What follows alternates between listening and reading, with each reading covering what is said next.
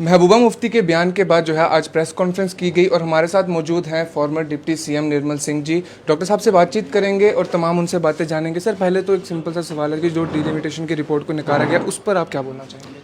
देखिए, delimitation commission जो है कॉन्स्टिट्यूशनल बॉडी है जिसको पार्लियामेंट और सेंट्रल गवर्नमेंट बनाती है और उसकी रिपोर्ट जो है वो पूरे ड्यू प्रोसेस के बाद जो है बनी है और सारे पैरामीटर से पहली बार हुआ है। जितने भी पैरामीटर्स को उनको कंसिडर करते हुए, लोगों की राय लेते हुए, जो इलेक्टेड लोग थे उन राय लेते हुए जो फाइनल हुई है, तो ये फाइनल रिपोर्ट है। किसी के कहने से नहीं कहने से कोई फ़र्क नहीं पड़ता। जिन लोगों ने चिल्लाना है, जो अपना जो है बिल्कुल अपना आधार खो चुके हैं, वो तो चिल्लाहट करते रहेंगे। उनका जो है चाहे फारूक अब्दुल्ला, उमर अब्दुल्ला, महबूबा मुफ्ती जैसे लोग हैं जो हर कॉन्स्टिट्यूशनल जो बॉडी है उसके ऊपर प्रश्न चिन्ह लगाते हैं, यानी कि भारत के संविधान के ऊपर, भारतीय राष्ट्र के ऊपर वो प्रश्न चिन्ह लगाते हैं। और जो भाषा बोलते हैं वो पाकिस्तान सी जैसे ही भाषा होती है, तो लगता है कहीं ना कहीं वो उस टूल किट का भी हिस्सा जो है बन के बात करते हैं। इनकी बातों को कोई सुनने वाला नहीं है, ना ही देश में और ना ही अंतर्राष्ट्रीय स्तर के ऊपर, ये बिल्कुल स्पष्ट है। और जहां इनका बयान ये आ रहा है कि मुस्लिम मेजॉरिटी, मुस्लिम माइनॉरिटी, अगर हम बात करें तो हम एज अ भारतीय बात करते हैं, लेकिन ये मुस्लिम, हिंदू मुस्लिम, ये अभी से चलता हुआ नहीं आ रहा है, काफ़ी देर से चलता हुआ आ रहा है। और 370 के टूटने के बाद अब जो है 1000 से भी ज़्यादा घर जो है वो बनाए गए हैं कश्मीर में। कश्मीरी पंडितों को 4600 से भी ज़्यादा कश्मीरी पंडित जो है वो सेटल हो चुके हैं। तो आपको लगता है ये भी कारण हो सकता है इस बौखलाहट का? नहीं, बिल्कुल, क्योंकि जो शांति आ रही है, जिस प्रकार से आज कश्मीर के लोग, जम्मू के तो लोग तो हैं ही हैं, कश्मीर के लोग ये देख रहे हैं कि बाहर से इन्वेस्टमेंट आए।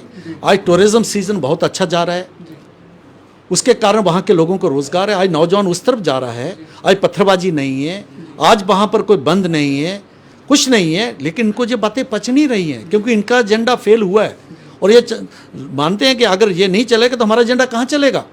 इस कारण से ये इस प्रकार का सिचुएशन जो है क्रिएट करना चाहते हैं। ये यहाँ की इकोनॉमी, यहाँ के लोकतंत्र, क्योंकि आने वाले वक्त में इलेक्शंस भी आ रहे हैं, इनको लगता है कि ये इलेक्शन आएंगे तो हम तो जो लोग हमें रिजेक्ट कर देंगे, इस प्रकार के ऐसा माहौल क्रिएट कर रहे हैं ये।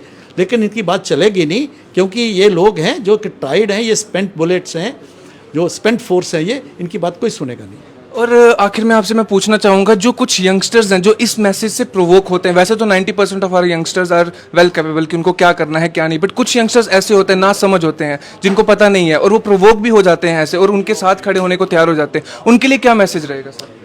देखिए, उनको समझना चाहिए और वो समझ गए हैं, क्योंकि आज आप देखें कश्मीर में जाएं ऐसा लगता है मानो यहाँ थे ना। ठीक है, उग्रवादी कहीं ना कहीं जो है टेररिस्ट कोई एक्ट करते हैं, लेकिन वो जहाँ हिंदुओं को मारते हैं वहाँ मुसलमानों को भी मार रहे हैं, जो नेशनलिस्ट मुस्लिम हैं उनको भी मार रहे हैं। ठीक है, तो ये नौजवानों को समझ आ रही है।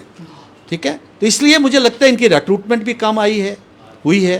इनके जो टेररिस्ट हैं they are on the run, इनके कमांडर्स जो आई नॉमिनेट होता है जल्दी वो मारा जाता है। तो इसलिए वो बातें इनके ध्यान में है और प्रैक्टिकली उनको समझना चाहिए। नौजवानों से मैं कहूँगा, देखिए, भारत एक ऐसा देश है जो लोकतांत्रिक व्यवस्था है और इसमें ही आज पूरी दुनिया में इस प्रकार की बात नहीं मिलेगी आपको, हर प्रकार की आज़ादी। जहाँ देशद्रोह करने वाले भी है, 72 सालों से ऐसे धड़ल्ले से घूमते थे, आज उन पर कार्रवाई हो रही है।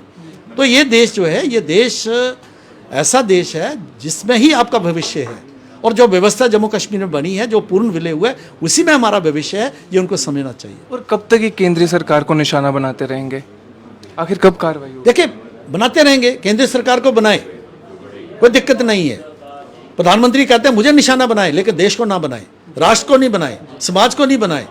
समाज को जो है उसको, जो कश्मीर को और उसको जो है अफरा तफरी के लिए ना करें। हमारी यंगस्टर पीढ़ी, हमारी जनरेशन, इसको प्रोवोक किया जा रहा है सर। हाँ, बिल्कुल बिल्कुल, वो इसी कारण से क्योंकि यूथ होता है वो उसका ज़्यादा नहीं को भावनाओं में ज़्यादा बह जाता है और उसी कारण से 42,000 लोगों की जो हत्या हुई है उसमें मैं समझता हूँ कि 99% लोग नौजवान थे। जी बिल्कुल। ठीक है, 42,000 चाहे किसी भी रूप में वो मारे गए। ठीक है, शहीद हुए या मारे गए, तो इसलिए उनको उस तरफ धकेलने में ऐसी लोगों का काम था जो इनके भी काम नहीं आया और जिस बात को वो करते तो वो भी वहाँ पर भी कामयाबी के तो मतलब ही नहीं था।